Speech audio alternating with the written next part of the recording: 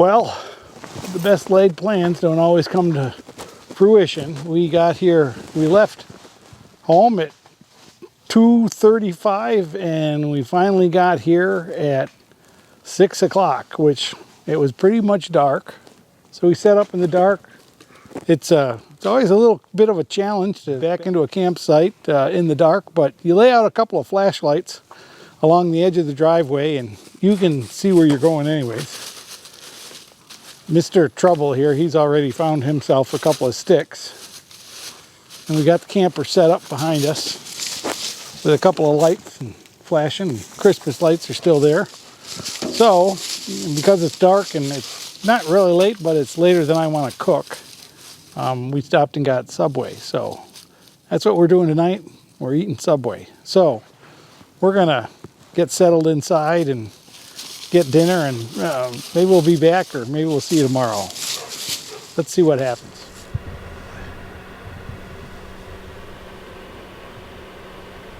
Good morning, folks. It's 66 degrees in the trailer and 34 degrees outside the trailer. And that's all being done with this tiny little heater. This 800 watt little tiny heater. But boy, I'll tell you, we do mess up a trailer pretty good.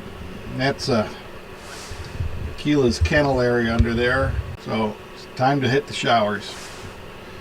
We'll be back making breakfast.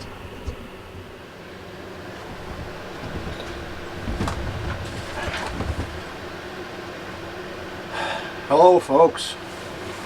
Breakfast time. We are, it's cold out. It's 31 degrees outside. So we are preparing breakfast inside. So we're gonna cook outside because the stove's out there. And today's breakfast is my kind of normal big breakfast. I'm making pancakes, sausage, and my pancakes, if you haven't seen my pancakes, they have walnuts and cinnamon and cranberries in them and all sorts of good things. So we got our tea kettle going over here. You can't see that, I guess. Electric tea kettle. We got electric heaters. We really got it too warm in here. We got up to about 80 degrees. We had two little electric heaters. They're 800 watts, and I think I had to turn them down to 600 watts. This trailer came with really thick curtains on the windows. And boy, I'll tell you, when they're down and there's a Velcro down, they really insulate the windows. I put them up so I could keep an eye on Akila when he went out to go potty. And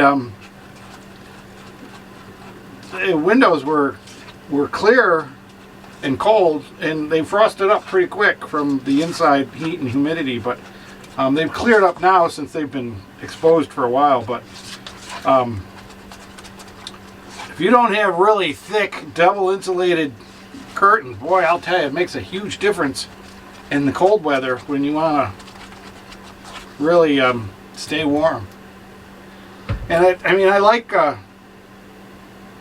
having all the windows. This is a 2006 Classic, and it's windows everywhere. I mean, the whole side walls are windows, and of course the end walls, the end roofs have the big bubble windows on both ends. So it's a lot of windows.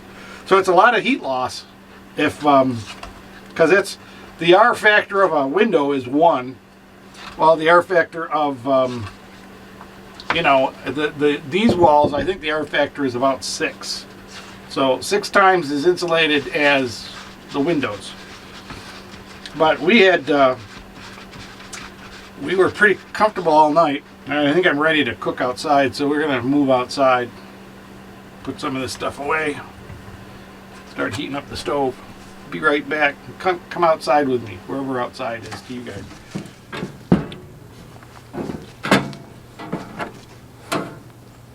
I put a nail in the sides here so it doesn't come off. I just drilled a couple of holes.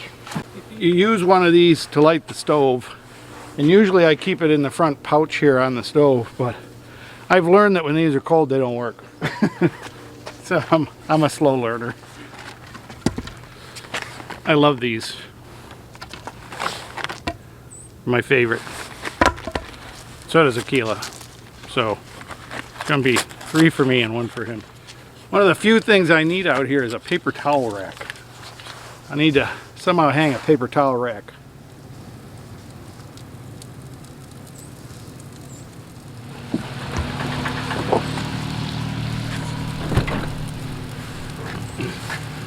Now this is just my opinion, and all the discussion on this channel is just my opinion, but this is the most important tool you can have while camping. If you don't have a spatula or a flipper or a turner, whatever you call these things, you're in tough shape. You making scrambled eggs or pancakes or French toast or a lot of things, and if you don't have a way to flip them, you're in trouble. He has already found a stick, an appropriate stick to hit the tripod with, so he can be a pest. What do you say? It's his life. That's the only reason he comes camping, is to find sticks. Go on, go play.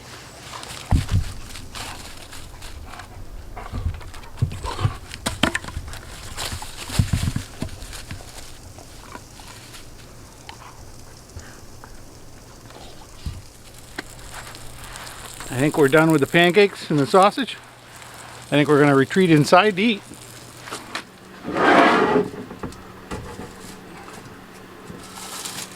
Okay, so thanks for helping with that. We're going to sit here and eat now, and I hope you're enjoying a good meal somewhere too. We'll be back in a minute. You don't need to watch me eat. I eat like a pig. But the wind has picked up just a little. I mean, it's breezy, which makes it cold. So I got my scarf on because it's going down the back of my neck, and it's not windy enough to worry about the hat yet. And we're in the woods. We're gonna hike through the woods, and hopefully that'll keep us from getting too cold. But you know, when there's no leaves on anything, it doesn't stop the wind much. So we're just going to try to stay below the terrain and stay out of the wind. And there's a lot of sticks down here for him to abuse. So he's just having a fun time with sticks, as usual. Some of them are fighting back, though. We're bushwhacking through the woods, and it's always cool to find these old roads. And this is definitely an old road that it's just abandoned. It's not on a trail or anything. We're just bushwhacking around.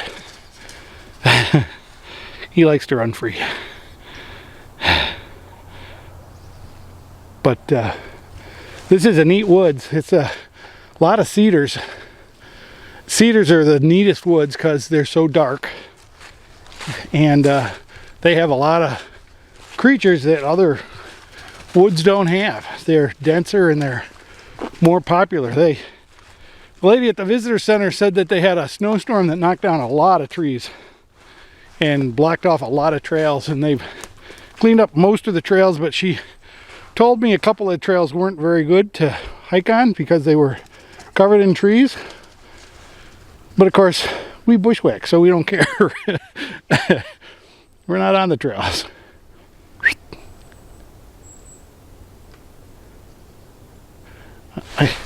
I hear something screaming at him over there.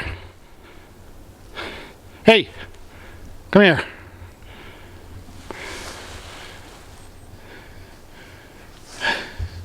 Maybe there's a great horned owl's nest and lay eggs in late January and February. It's a little early, but could be. Maybe that's what we heard last night. Anyways, we're going to continue our hike. Of course, you bushwhack in the forest long enough, especially like a state park.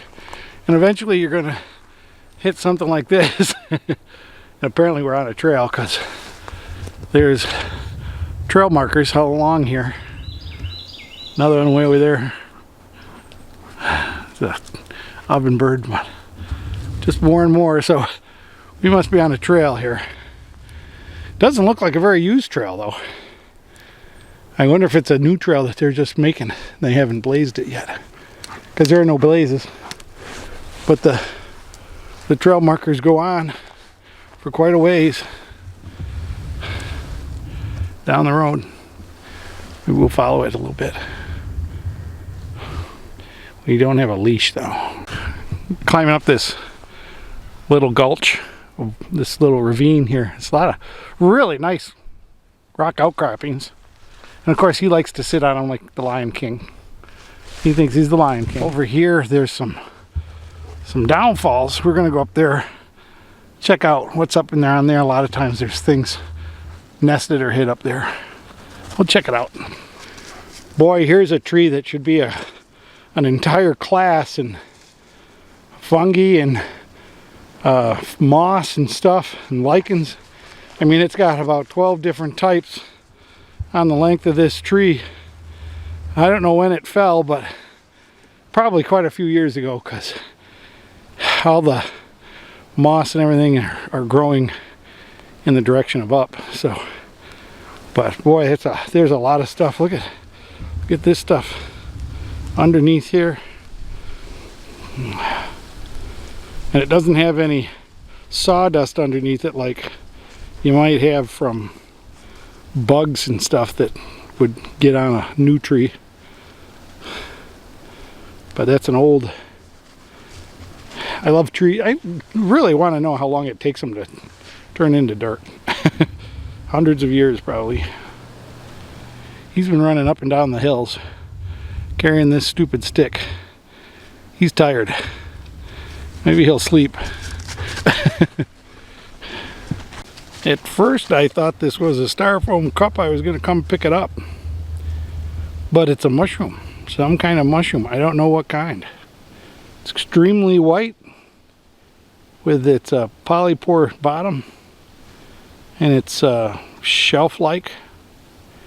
Pretty neat. I'll have to see if I can find that in one of my books. I don't want to climb over all this log stuff. It's in the middle of a mess. I would have gone for a styrofoam cup. I would have got it because it was ugly. But with its moss, I don't care. Or mushroom, I don't care. But look at this. This is one tree fell, and I guess it brought a whole lot of other ones with it. What a mess! But it's like wildlife resort right here. All the bunnies and woodchucks and possums and everything else can hide in here and find shelter, and pretty neat. This is what a forest is supposed to look like, really. Here is some more of that fungus that I thought was styrofoam. Pretty neat. Very pretty and clean looking. Here's some deer up there. He wants to chase him, but I won't let him. Where'd you go, deer?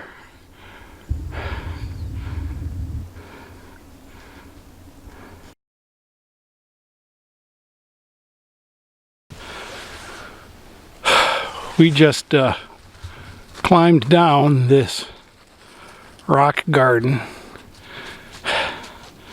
and we made it alive. It was fun. We're trying to find a trail, and we climbed down from the trail up there down to this one. Where'd that brat go? There he is, way up there. So now we want to be on this trail way up there where he is. That's another trail. So here we are, the Ore Mine Trail.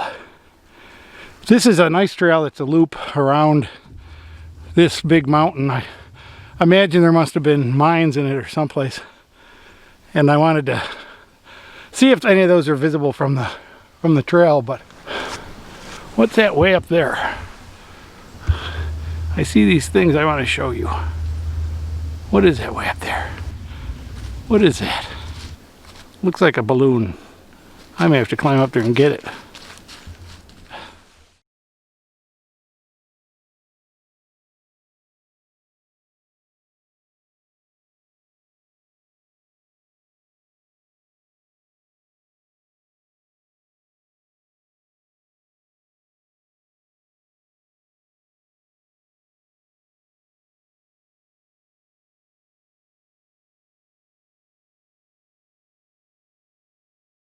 That's a very scary tree. It looks very scary. It might reach out and grab you. See what we got here. I think we might have found another hole. This looks like an entrance to a hole.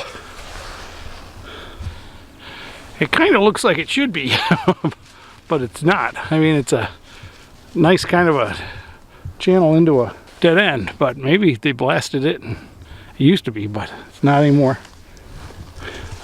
That looks like another big hole in the ground. I can't see the side. I don't think I want to climb down over the gully, but maybe this trail does have some good